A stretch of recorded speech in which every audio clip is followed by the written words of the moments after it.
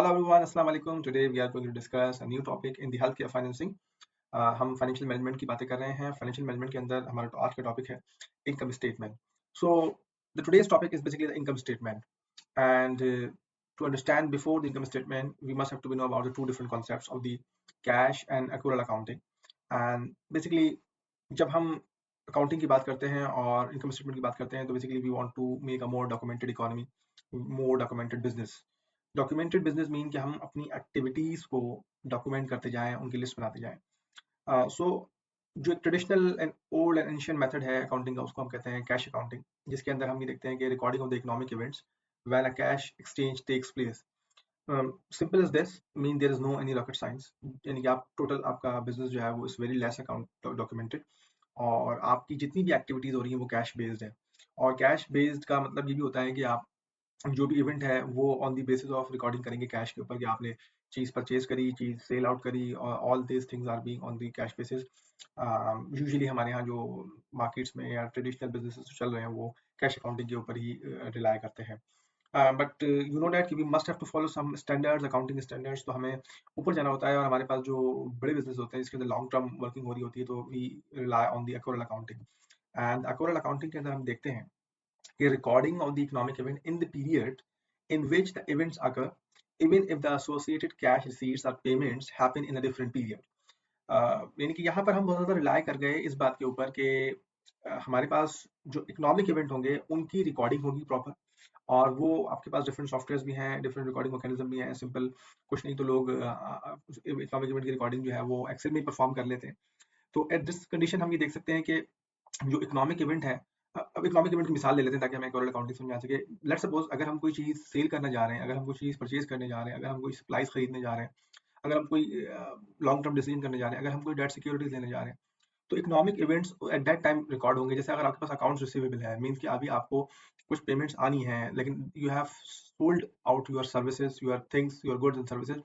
तो आप क्या करेंगे, आप माल क्रेडिट पे देने के बाद उसके ऊपर उसकी रिकॉर्डिंग करेंगे प्रॉपर्ली कि भाई हमें इसको रिकॉर्ड करना है. अब ये मेरा अकाउंट रिसीवेबल है, that's mean event has been recorded at the time of the sale, and event had been recording at the time of the purchase. तो selling something and purchasing something, तो ये एक आप देख सकते हैं कि इसके अंदर हमारे पास इवेंट्स रिकॉर्ड हो जाता है. अच्छा, लेकिन लेट्स सपोज अगर अकाउंट पेबल है, आपने किसी से कोई सर्विसेज ली हैं, आपने अपने स्टोर में अपनी इन्वेंट्रीज जो है वो परचेज कर ली है, लेकिन you are not going to pay directly, तो दैट्स मीन कि you have to wait for the revenue, something else.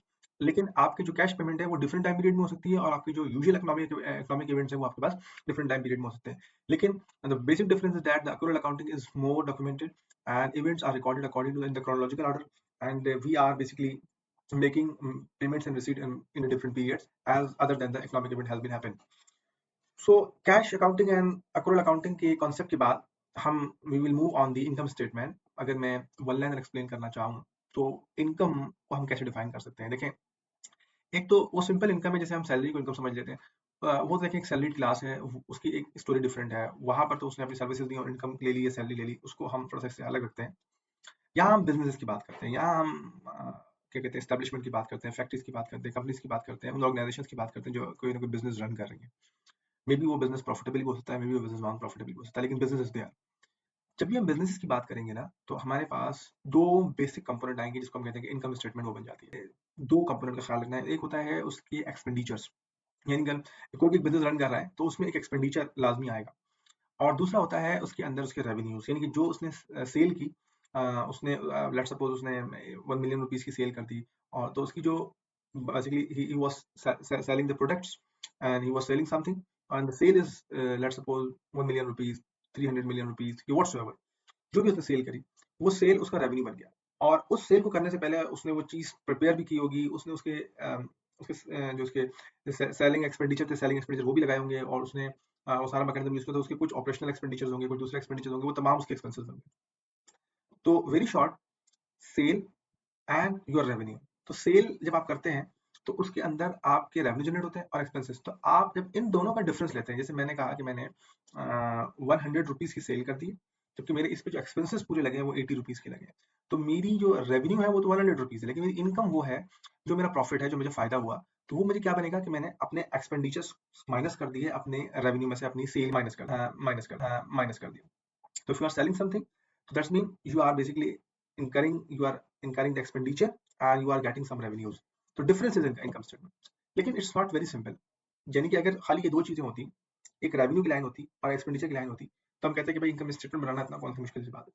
लेकिन यहाँ पर आप ये देख रहे हैं कि अगर मेरे कर्सर को आप नोट करें तो यहाँ पर पहले ऑपरेशन की बात आ रही है। इसका मतलब है कि बिजनेस में कुछ ऑपरेशनल एक्टिविटीज भी होती हैं। उसमें जब हम ऑपरेशनल एक्टिविटीज को देखते हैं तो उसमें से ऑपरेटिंग रेवेन्यूज आते हैं, यानी कि वो रेवेन्यूज जहाँ बिजनेस रन कर रहा है। ऑपरेशन मतलब उस बिजनेस का असल फंक्शन वहां रन हो रहा है। हम यहाँ पे अगर मोर रेलिवेंट है हेल्थ फैसिलिटी के हिसाब से, let's suppose one of the health institution और हॉस्पिटल और समथिंग एल्स, जो तमाम operation day by day perform कर रहा है, वो उसका उससे जो भी उसकी ओपीडीज बन रही हैं, जो भी उसको पैसे कलेक्ट हो रहे हैं, जो भी उसकी सेल आ रही है, वो आपका ऑपरेटिंग रेवेन्यू है। अब उसमें देखें, अगर एक हॉस्पिटल की बात करें तो नेट पेशेंट सर्विस रेवेन्यू, यकीनन वहाँ पर पेशेंट्स ने अपने अपने ओपीडीज कराई हैं, जो भी अपने पैसे जमा कराए अकाउंट में, जो भी, तो उसके रेवेन्यूज बनना शुरू हो गए। फिर प्रीमियम रेवेन्यूज, और यानी कि डिफरेंट टाइप ऑफ रेवेन्यूज कहेंगे उसको, कहीं और से पैसे आ रहे हैं, ऑलरेडी इंश्योरेंस वाला मामला चल रहा है, वहां से कुछ पैसे जो है वो उस पर क्रेडिट हो रहे हैं, और अदर रेवेन्यूज जो कि ऑपरेशनल एक्टिविटी हॉस्पिटल्स की हैं लेकिन पेशेंट से रिलेटेड नहीं है, किसी और किस्म की सर्विसेज हमने दे रखी थी, लेबोरेटरी दे रखी थी, जो भी दे रखी थी। मीन्स के ये जो हेड्स हैं, ये दीज आर नॉट फिक्स्ड, ये according to business, according to facility, according to establishment factory, ये हम चेंज कर सकते हैं। बट पॉइंट इज दैट कि ये तमाम आपके पास ऑपरेटिंग रेवेन्यूज में आएगा। तो अगर ऑपरेटिंग रेवेन्यूज को देखा तो इसने हॉस्पिटल ने 3 डिफरेंट हेड में से अपने रेवेन्यू जनरेट करे और नेट ऑपरेटिंग रेवेन्यू 168,513 बना ली। लेकिन इसको करने के लिए उसने अपने एक्सपेंसेस भी लगाए, उसने अपने स्टाफ हायर कर रखा था, उसकी सैलरीज दी, उसने उस तमाम स्टाफ को चलाने के लिए bandage, other drips and other health equipments use किया, जो स्मॉल पे सप्लाईज ले ली। फिर उसने कुछ इंश्योरेंस पे करी। इंश्योरेंस पे करी मीन दैट्स मीन कि जो इंश्योर्ड थे उनको इंश्योरेंस क्लेम पे करे, तो ये एक्सपेंस बन गया। परचेज सर्विसेज, यकीनन एक हॉस्पिटल भी, उसको बहुत सारी सर्विसेज परचेज करनी है, हो सकता है उसके पास यूटिलिटीज ना हो, उसके पास बिजली पानी अदर चीजें, या और भी बहुत सारी चीजें ऐसी हो सकती हैं जो कि उसको परचेज करनी है अपने बिजनेस को रन करने, तो यहाँ पे वो उसके एक्सपेंस बन गया, उसके खर्चे बन गए। दूसरी बात कि उनके पास इक्विपमेंट है, उनके पास बहुत सारी मशीनरी है, वो तमाम मशीनरी जो है वो डेप्रिशिएट हो रही है with the passage of time, तो डेप्रिसिएशन अमाउंट भी उन्होंने लगा ली। इंटरेस्ट, यकीनन उन्होंने अपने बिजनेस जो है वो टोटल कहीं से लोन भी लिया हुआ है, डेट सिक्योरिटीज भी ले रखी है, तो उन्होंने वो इंटरेस्ट पेमेंट कर दी, तो ये तमाम उनके एक्सपेंसेस बन गए। तो ऊपर वाले खाने में अगर आप देखें तो ये उनका टोटल रेवेन्यू बन गया है, और यहाँ पे टोटल करें तो उनके एक्सपेंसेस बन गए। अब इनकम इज वेरी सिंपल कि अगर मैं 168 में से 166 निकाल दूं तो 2000 रुपए बचते हैं ऑलमोस्ट, तो ये मेरी ऑपरेटिंग इनकम है, क्योंकि मैंने खर्चे मेरे पास हमेशा ऑपरेशन में होते हैं, और ऑपरेटिंग रेवेन्यू जो मैं बता रहे थे, मैंने उन दोनों को माइनस कर दिया, तो मेरे पास ये जो अमाउंट बनी वो ऑपरेटिंग इनकम बन गई। क्या ऑपरेटिंग इनकम के अलावा भी कोई इनकम होती है, उसके ऊपर बात कर लेते हैं। तो हम ये देखते हैं कि हमें कहीं ना कहीं से और भी इनकम आती है, क्योंकि हो सकता है कि हॉस्पिटल ने कहीं इन्वेस्टमेंट कर रखी हो, हॉस्पिटल ने कहीं पर, कहीं से उसको कंट्रीब्यूशन आता हो, कहीं से उसको एड मिलती हो, दूसरी चीजें भी इनकम उसकी बन सकती हैं जो कि उसके रेवेन्यूज में इजाफा करें। तो कंट्रीब्यूशन के अमाउंट में उसको 243 मिला, इन्वेस्टमेंट जो उसने की थी वहां से उसको 3870 रुपीज मिल गए। ये तमाम चीजें उसको मिलने के बाद तो ये नॉन ऑपरेटिंग इनकम है, जिसमें ऑपरेशन इन्वॉल्व नहीं है, हॉस्पिटल का ऑपरेशन इन्वॉल्व नहीं है, बट ये उसके हॉस्पिटल के अकाउंट में आया तो ऑपरेटिंग इनकम बन गया। तो अगर हमें टोटल रेवेन्यू निकालने हो, तो जो नॉन ऑपरेटिंग इनकम है और ऑपरेटिंग इनकम है, इनको जमा कर लें तो हमारे पास टोटल एक्सेस ओवर रेवेन्यू बन जाएंगे नेट, यानी हमारी नेट इनकम बहुत ज्यादा है, 6394 है, जबकि ऑपरेटिंग इनकम सिर्फ बहुत कम थी, 168। तो हमने इन्वेस्टमेंट से बहुत ज्यादा कमाया है, हमने दूसरी जगहों से बहुत ज्यादा अर्न किया है, सबसे ऐसा लगता है।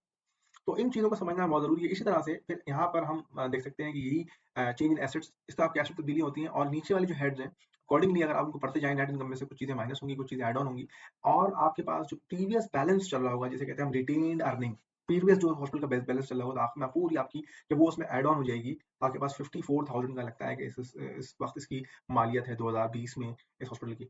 तो we start from the operating expenses, operating revenues, then a non-operating, and then we move on the assets, and finally we will conclude that इसकी कितनी मालियत है 2020 में, ये उसका इनकम स्टेटमेंट बताएगा। अब इनकम स्टेटमेंट की मुख्तलिफ कंपोनेंट्स हैं, उसको वन बाय वन थोड़ा डिस्कस करते हैं ताकि ये हम समझ में आ सके कि ये कैसे काम करते हैं। डेप्रिसिएशन मैंने आपको बताया कि जब अपनी कोई हैसियत कोई वक्त कम करती है कोई उसकी मशीनरी, क्योंकि डेफिनेटली उसकी वो पुरानी होती जाती है, उसके फंक्शन में फर्क आता जाता है। तो जैसे हम कहते हैं कि इसको हम कैसे अपनी अकाउंटिंग टर्म में हम अपने इसको लिख सकते हैं।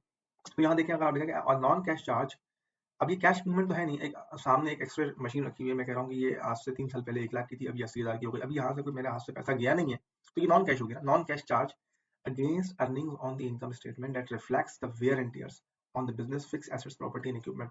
अब ऑल्दो मैं कमा ज्यादा रहा हूँ, लेकिन फिर भी अपने पैसे में से मैंने पैसे माइनस कर दिए in the head of the depreciation, हालांकि मेरे पास से पैसा गया नहीं है, मेरे पास जेब में पड़ा हुआ है। उसके बावजूद मैं कह रहा हूँ कि ये मेरे पास पैसा नहीं है, मेरे पास से चला गया, क्योंकि मैंने अज्यूम किया कि जो मेरे पास इक्विपमेंट था, जो मेरे पास मशीनरी थी, वो डे बाय डे क्योंकि डेप्रिशिएट होती जा रही है, तो वो पैसा भी मुझे अपनी इनकम में से माइनस करना पड़ रहा है, अपने एसेट्स में से माइनस करना पड़ा है। क्योंकि हो गया रहा है कि मैंने वो 1 लाख की मशीन खरीद के उसकी मालियत अपने एसेट्स में शामिल कर ली थी। लेकिन अब वो 1 लाख का नहीं है, वो with the passage of time कम होते जा रहा है, तो फिर मैं भी अपने उसकी वैल्यू अपने एसेट्स में से आहिस्ता-आहिस्ता निकालता रहूँगा। इसे हम कहते हैं डेप्रिसिएशन। अब डेप्रिसिएशन की अकाउंटिंग में काउंट करने के कुछ तरीके हैं, यानी कि जब मैंने आपसे कहा कि ये नॉन कैश चार्ज है, तो अगला सवाल आपके दिमाग में आएगा कि भाई नॉन कैश चार्ज तो है, लेकिन हम कैसे इसकी वैल्यू को डिटरमिन करेंगे अपनी इनकम स्टेटमेंट के लिए। तो इसके लिए अकाउंटिंग में बहुत ज़्यादा मेथड्स हैं, लेकिन जो सिंपलेस्ट मेथड है और हम अपने कोर्स स्कोप के मुताबिक देखें तो हम उसको डिस्कस करते हैं straight line depreciation. Straight line depreciation का मकसद ये होता है कि हम एक लीनियर मेथड के जरिए विद इक्वल रेट लगा के अपनी इक्विपमेंट को या मशीनरी को with the passage of time yearly depreciate करते हैं। मैं इसके लिए छोटी सी एग्जांपल आपके सामने रखता हूँ। एक एक्सरे मशीन है जिसकी मालियत है $150,000 और जब हमें स्ट्रेट लाइन डेप्रिसिएशन पढ़नी हो तो हमें पता होना चाहिए कि उसकी यूजफुल लाइफ कितनी है। जब हम मशीन लेंगे तो वहाँ लिखा होगा कि भाई ये इतने साल तक विदाउट एनी प्रॉब्लम आराम से यूज हो सकती है। तो यूजफुल लाइफ उसने बताई है कि 10 years उस मशीन की है, okay. And machine expected salvage value at the time is 25,000। इसका मतलब क्या है कि salvage value और आपके पास यूजफुल लाइफ का होना बहुत जरूरी है, क्योंकि ये दो वैल्यूज ऐसी होती हैं जो बताता है कि भाई कब तक हम उसको यूज कर सकते हैं। और यकीनन जब हमारे पास उसकी डेप्रिसिएशन हो जाएगी तो उसकी एक सैल्वेज वैल्यू हमारे पास आएगी, उसको हम रखते हुए कहेंगे भाई ये तो बचेगी आखिर में, तो इसकी हमें उतनी इतनी वैल्यू को ख्याल रखना है। तो वो बनेगी आपके पास with the passage of time and salvage value को दिमाग में रखते हुए the annual depreciation expenses calculated 12,500, यानी कि आप कहेंगे हर साल मैं इस एक्सरे मशीन को $12,500 से डेप्रिशिएट करता जाऊँ, क्योंकि आखिर में इसकी वैल्यू बच जानी है 25,000। तो मीन 1.5 लाख की ये टोटल मशीन थी जिसको इनिशियल कॉस्ट कहता हूँ, उसमें से सैल्वेज वैल्यू मैंने उठा के माइनस कर दी, तो मेरे पास वो अमाउंट आ गया कि जिसको मैंने डेप्रिशिएट करना है, जिसको मैंने खत्म कर देना है। लेकिन खत्म कब तक कर देना है? जब तक मुझे यूजफुल लाइफ की, अब यूजफुल लाइफ मेरे पास 10 साल थी, जितनी अमाउंट बची इनिशियल कॉस्ट में से सैलवेज निकालने के बाद वो मैंने 10 से डिवाइड कर दी, वो बन गई 12,500। इसका मतलब ये कि हर साल मैं 12,500 से अपनी इस एक्सरे मशीन को डेप्रिशिएट कर रहा हूँ। मेरी अकाउंटिंग में इनकम स्टेटमेंट में ये 1,50,000 से रिफ्लेक्ट हो रही होगी, लेकिन अगले साल ये 12,500 कम करके रिफ्लेक्ट हो रही होगी। इसे कहूंगा मैं कि मैंने उसको डेप्रिशिएट कर दिया बाय स्ट्रेट लाइन मेथड अपने इनकम स्टेटमेंट। तो डेप्रिसिएशन कॉन्सेप्ट के बाद हमने वहां पर ऊपर डिस्कस कर लिया operating income, non operating income and net income. हमने देखा वो तमाम खर्चे, में दोबारा इस पे जाता हूँ, वो तमाम खर्चे जो कि ऑपरेटिंग प्रोसीजर से आ रहे थे वो ऑपरेटिंग इनकम थे, जो कि नॉन ऑपरेटिंग से आ रहे थे, इन्वेस्टमेंट कर रखी थी, वो नॉन ऑपरेटिंग थे। और जब हमने ऑपरेटिंग नॉन ऑपरेटिंग को मिलाया और उसमें से एक्सपेंसेस माइनस करे तो आपके पास नेट इनकम 6,000 समथिंग की आ गई। तो यहाँ पर कोई नया कॉन्सेप्ट नहीं है, सिर्फ जस्ट कि हमें इनकम अकाउंटिंग कॉन्सेप्ट के बारे में हमने पहले ऊपर डिस्कस करा।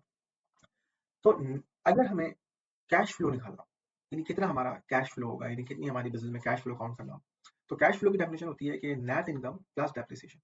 देखिए नेट इनकम हमने पता लगा लिया कि operating plus non operating income को जमा करें, उसमें से एक्सपेंसेस निकाल दें तो नेट इनकम मिल जाती है। वो पीछे अगर आप जाके चेक करें तो वो बनती है मेरी 8,206। ये हमने पीछे देखा है हमारे, और उसके अंदर से हमें तकरीबन तकरीबन 5 मिलियन रुपीज का हमें डेप्रिशिएट करना पड़ चुका है अब तक हमारे इक्विपमेंट को। ये नॉन कैश ट्रांजैक्शन, लेकिन आपके अकाउंट से जा रही है, आप कैश उसको कम कर रही है। तो अगर नेट इनकम जो कि आपका फायदा है, यानी आपको एक्सपेंसेस निकल जाए, इनकम आ गई, टोटल कैश फ्लो बन गया, नेट कैश फ्लो बन गया। तो इसके अंदर अगर हम दोनों जमा कर ले तो आराम से हम ये टोटल अमाउंट जो निकालेंगे ये पता लगेगी कि हमें इस साल का हमारा कैश फ्लो है। So next move on the other topic कि not for profit and profit organization में टैक्स कैसा बिहेव करता है। देखिए ये एक बड़ा कॉन्सेप्ट है इंपॉर्टेंट कि जो usually non tax profit organization होती है, जिसमें हम सोशल ऑर्गेनाइजेशन की बात करते हैं, इसमें हम होटल अपना हॉस्पिटल्स की बात कर सकते हैं, हम तमाम चीज़ों की बात कर सकते हैं। जब ये डिक्लेयर होता है कि वो नॉन फॉर प्रॉफिट ऑर्गेनाइजेशन है तो वहां पर आपके ऊपर टैक्स रेट अप्लाई नहीं होता। तो हमने ये देखा कि हम यहाँ पर एक एग्जाम्पल ले रहे हैं कि हमारे पास 4 डिफरेंट किस्म की ऑर्गेनाइजेशन है, जबकि उनके एक जैसे एक्सपेंसेस देखें, टैक्स किस तरह से फर्क लेके आता है। पहले वाले केस को देखें, वो है नॉट फॉर प्रॉफिट। अगर नॉट फॉर प्रॉफिट होगा तो इसके अंदर टैक्स रेट 0 होना चाहिए। तो हम इसको लिखते हैं कि इसमें क्या हुआ, टोटल रेवेन्यूज थे उसके 172 और यकीनन उसने एक्सपेंसेस किए डिप्रिसिएशन के अलावा 159, लेकिन उसके अंदर कोई डेप्रिसिएशन भी हुई वो 6,000 की हुई। तो टोटल एक्सपेंसेस की डेप्रिसिएशन प्लस अदर एक्सपेंसेस मिला के बना 166। तो 172 में से जब 166 चला गया तो बचा 6,000। 6,394 उसकी बेसिकली है टैक्सेबल इनकम, लेकिन क्योंकि वो नॉट फॉर प्रॉफिट ऑर्गेनाइजेशन है उस पर टैक्स लगना ही नहीं, तो जीरो। तो अगर टैक्स ही माइनस नहीं हुआ तो टोटल इसकी इनकम बच गई वही जो टैक्सेबल इनकम थी। अब अगर हम इसका कैश फ्लो निकालना चाहें तो नेट इनकम 6000 है और डेप्रिसिएशन 6000 है, इन दोनों को मिला लें तो आपके पास 12000 का कैश फ्लो बनता है। For profit organization a case पढ़ते हैं, यहाँ पे टैक्स रेट ज्यादा है 20 है और वही इनकम है, वही डेप्रिसिएशन है, वही सब कुछ है। तो यहाँ सिर्फ फर्क ये आएगा कि इस टैक्सेबल इनकम के ऊपर 20% अप्लाई करके लगाना होगा और नेट इनकम में से वो टैक्स अमाउंट माइनस करके 5000 देना पड़ेगा। इससे हुआ क्या, उसका कैश फ्लो में कमी आ गई क्योंकि डेप्रिसिएशन प्लस कैश फ्लो यानी नेट इनकम कम थी तो कैश फ्लो कम हो गया। यानी कि आपने देखा फॉर प्रॉफिट ऑर्गेनाइजेशन में कैश फ्लो निस्बतन कम होगा for not for profit organization के मुकाबले में। ये दो फर्क आ। लेकिन अगर हम उसका कैश फ्लो का टैक्स रेट बढ़ा देते तो इसमें देखते हैं कि इसमें बिल्कुल सेम रेवेन्यू सेम एक्सपेंडिचर और टैक्स रेट बढ़ने की वजह से इसका कैश फ्लो और कम हो गया क्योंकि इसके अंदर से टैक्सेबल इनकम ज्यादा चली गई, नेट इनकम कम हो गई, कैश फ्लो और कम हो गया। अब इसमें आपने देखा कि केस ए में कैश फ्लो कम हुआ क्योंकि टैक्स रेट अप्लाई हुआ, टैक्स रेट जब बढ़ा फॉर प्रॉफिट ऑर्गेनाइजेशन में तो कैश फ्लो और कम हुआ।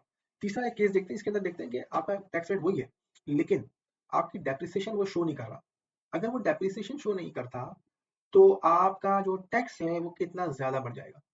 इसका मतलब क्या है कि टैक्सेबल इनकम को कम करने के लिए भी सम टाइम डेप्रिसिएशन दिखाना लाजिम है क्योंकि आप बताते हैं ना कि भाई मेरे पास इतना फायदा नहीं रहा, देखें मेरी मशीन देखें। डेप्रिसिएशन दिखाना बिजनेस के फायदे में भी होता है क्योंकि आपकी टैक्सेबल इनकम बचती है।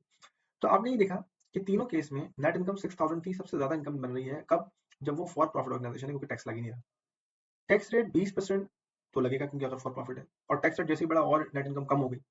लेकिन अगर आपने डेप्रिसिएशन नहीं दिखाई तो इस केस में सबसे ज्यादा आपकी जो है वो इनकम बन रही है लेकिन ये ध्यान में रखें कि आपको एक हैवी टैक्स पे करना पड़ रहा है। तो ये चीजें पता होना चाहिए आपके कंपोनेंट्स कैसे जो है वो प्ले करते हैं to form a income statement.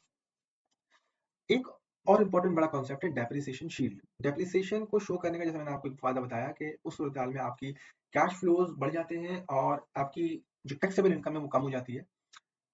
एक और भी फायदा ये होता है कि जब डेप्रिसिएशन शो करते हैं बिजनेस में तो आपको आपको डेप्रिसिएशन शील्ड से टैक्सेस में छूट मिल जाती है।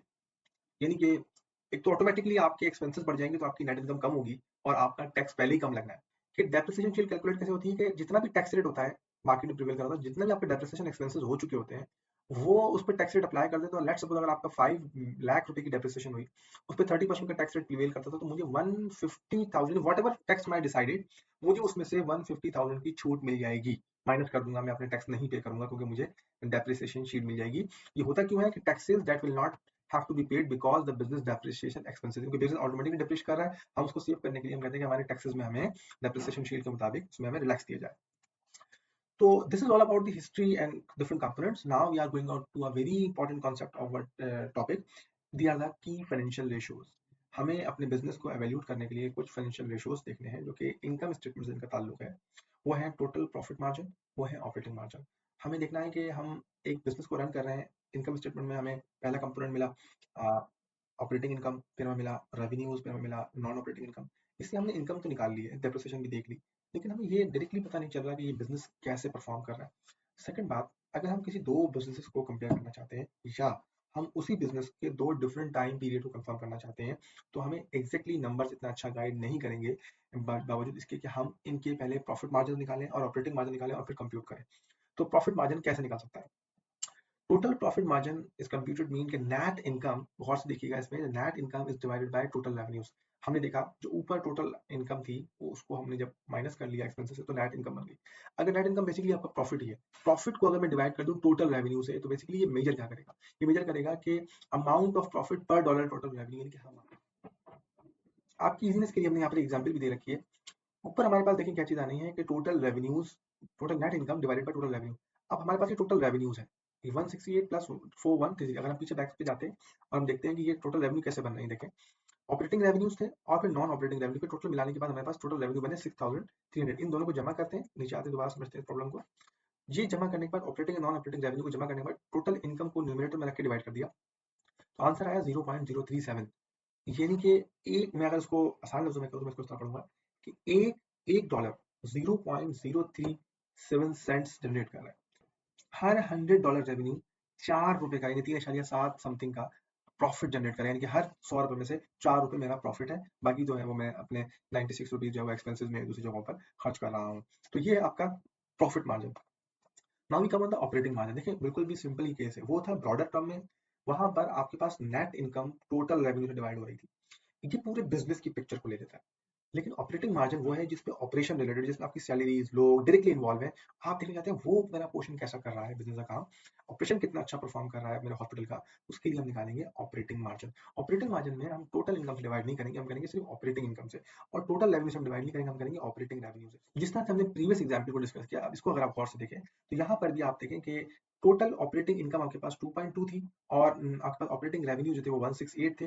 तो दैट्स मीन यहाँ पर हम ये कह सकते हैं कि हर $100 का ऑपरेटिंग रेवेन्यू 1.4 की इनकम जनरेट कर रहा है, $1.4 की इनकम जनरेट कर रहा है। यानी कि हर, इसको हम परसेंटेज में कह सकते हैं कि 100% रेवेन्यू में से 1.4% का इनकम जनरेट होती है।